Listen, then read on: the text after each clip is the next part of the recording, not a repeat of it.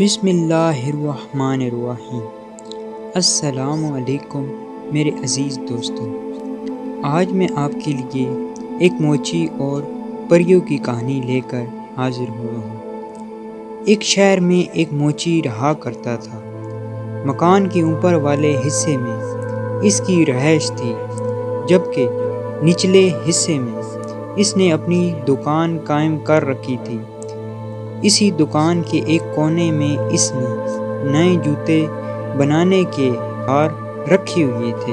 یہ اوزار ایک چھوٹی سی میز پر بڑے سلیقے سے رکھے ہوتے تھے۔ موچی دن رات خوب محنت کرتا، لیکن اس کے باوجود اسے اتنی آمدنی نہ ہوتی کہ وہ خوشحال زندگی گزار سکے۔ یہاں تک کہ ایک وقت ایسا بھی آیا جب موچی کی تمام جمع پونجی بھی ختم ہونے کو تھی۔ اب موچی بہت پریشان ہوا اور سوچنے لگا، اس مرتبہ بل ادا کرنے کے بعد تو اس کے پاس نئے جوتے بنانے کے لیے بھی رقم نہیں بچے گی۔ یہ خیال آتے ہی موچی کا دل کام سے اچٹ ہو گیا۔ وہ جو جوتے بنا رہا تھا اس کا چمڑا وہیں پڑا چھوڑ کر اٹھا اپنی رہائش والے حصے کی طرف چلا گیا۔ کھانا کھا کر دونوں میاں بیوی اپنی تنگ دستی کا حل تلاش کرتے کرتے سو گئے۔ دوسرے روز صبح موچی ناشتے سے فارغ ہو کر اپنی دکان میں پہنچا تو بہت حیران ہوا، کیونکہ کل جو چمڑا اس نے جوتوں کے لیے کاٹ کر چھوڑا تھا اس کے جوتے تیار تھے، اور یہ جوتے اتنے خوبصورت تھے کہ موچی نے کبھی اتنے عمدہ جوتے نہ بنائے تھے۔ موچی نے زور زور سے اپنی بیوی کو آوازیں دینے شروع کر دی۔ آوازیں سن کر اس کی بیوی دکان میں داخل ہوئی تو موچی نے پوچھا، کیا یہ اتنے خوبصورت جوتے تم نے بنائے ہیں؟ موچی کی بیوی نے کہا، نہیں، میں ایسے اچھے جوتے کیسے بنا سکتی ہوں؟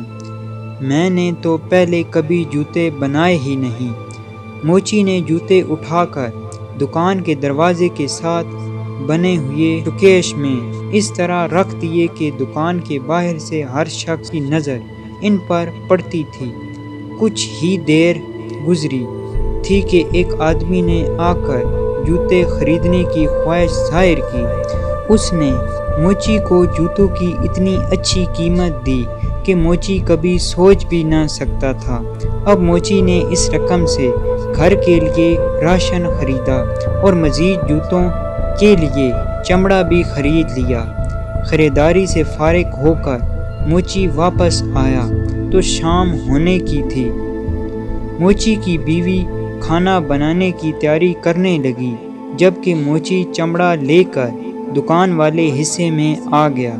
موچی نے 2 جوڑے جوتوں کے لیے چمڑا کاٹا۔ وہ ابھی انہیں سینے کے بارے میں سوچ رہا تھا کہ اس کی بیوی نے آواز دے کر کہا، کھانا تیار ہے، آ کر کھانا کھا لو، باقی کام صبح کر لینا۔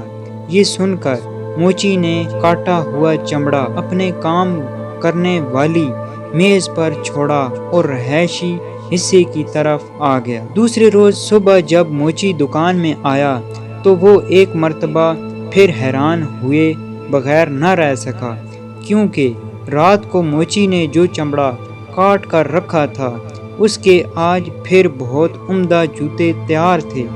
موچی نے ایک مرتبہ پھر اپنی بیوی کو بلا کر جوتوں کے بارے میں پوچھا، لیکن اس نے اس مرتبہ بھی اپنی لا علمی کا اظہار کیا۔ موچی نے جوتے اٹھا کر شوکیس میں رکھ دیے۔ تھوڑی دیر بعد جوتے بک گئے۔ اب تو یہ روزانہ کا معمول بن گیا کہ موچی چمڑا کاٹ کر دکان میں رکھتا اور صبح اسے جوتے تیار ملتے، اور دلچسپ بات یہ ہے کہ اپنی خوبصورتی کی وجہ سے کچھ ہی دیر بعد یہ جوتے فروخت ہو جاتے تھے۔ موچی اور اس کی بیوی اب کافی خوشحال زندگی گزار رہے تھے۔ ایک دن موچی کی بیوی نے کہا، ہمیں معلوم تو کرنا چاہیے کہ رات کو کون ہمارے لیے جوتے بنا کر جاتا ہے۔ موچی نے کہا، آج رات کو ہم دکان کی نگرانی کریں گے اور دیکھیں گے کہ کون ایسا مہربان ہے جو روزانہ ہمارے لیے کام کرتا ہے۔ موچی اور اس کی بیوی شام ہوتے ہی کٹا ہوا چمڑا کام کرنے والی میز پر چھوڑ کر دکان میں رکھی ایک بڑی سی الماری کے اندر چھپ کر بیٹھ گئے اور تھوڑا سا دروازہ کھول کر دکان میں جھانکنے لگے۔ آدھی رات کے وقت چمنی میں کچھ آوازیں آتی محسوس ہوئیں۔ تھوڑی دیر بعد انہوں نے دیکھا کہ 2 خوبصورت ننھی منھی پریاں ہوا میں تیرتی ہوئی چمنی کے ذریعے دکان میں داخل ہوئیں اور کام کرنے والی میز کے پاس رکھے سٹول پر بیٹھ کر انہوں نے جوتے سینے کا کام شروع کر دیا۔ صبح ہونے سے کچھ دیر قبل جوتے کے دونوں جوڑے تیار ہو چکے تھے۔ خوبصورت جوتے میز پر اسی طرح چھوڑ کر دونوں ننھی پریاں ہوا میں اڑتی ہوئی واپس چلی گئیں۔ موچی نے اپنی بیوی سے کہا، بہت دنوں سے یہ ننھی پریاں ہمیں اچھے اچھے جوتے بنا کر دے رہی ہیں، میرا خیال ہے ہم بھی انہیں کوئی تحفہ دیں۔ موچی کی بیوی بولی، دونوں پریاں ننگے پاؤں تھیں اور ان کے کپڑے بھی عام سے تھے، شاید انہیں ان کپڑوں میں سردی لگتی ہو، کیوں نہ میں ان دونوں کے لیے کپڑے بنا دوں۔ موچی نے بھی بیوی کی ہاں میں ہاں ملائی۔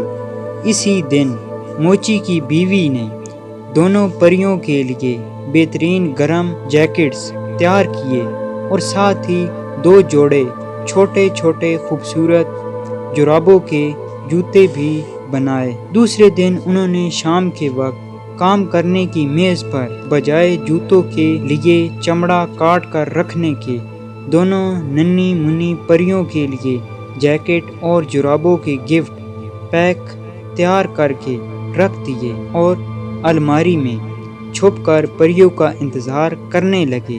آدھی رات کے بعد پریاں دکان میں داخل ہوئیں اور کام کرنے والی میز کے پاس آ کر کھڑی ہو گئیں۔ میز پر جوتوں کے لیے چمڑے کی جگہ گفٹ دیکھ کر انہیں حیرانی ہوئی۔ دونوں نے آپس میں مشورہ کیا۔ مشورے کے بعد گفٹ کھولے تو اس میں چھوٹی چھوٹی جرابیں اور جیکٹ دیکھ کر بہت خوش ہوئیں اور انہوں نے فوراً جیکٹس اور جرابیں پہن لیں۔ اب وہ دونوں پریاں بہت خوش تھیں۔ خوشی سے دونوں پریاں جھومتی رہیں اور پھر ہوا میں تیرتی ہوئی چمنی کے راستے دکان سے باہر نکل گئیں۔ اس کے بعد وہ کبھی دکان میں کام کرنے نہ آئیں۔ موچی نے جوتے بنانے کا کام جاری رکھا، جو کہ عمدہ اور خوبصورت ہوتے تھے، اور وہ پورے علاقے میں بہت امیر اور مشہور ہو گیا۔ لیکن کوئی بھی اپنے جوتوں کا ننھی پریوں کے بنائے ہوئے نرم و نازک جوتوں سے موازنہ نہ کر سکا۔ شکریہ۔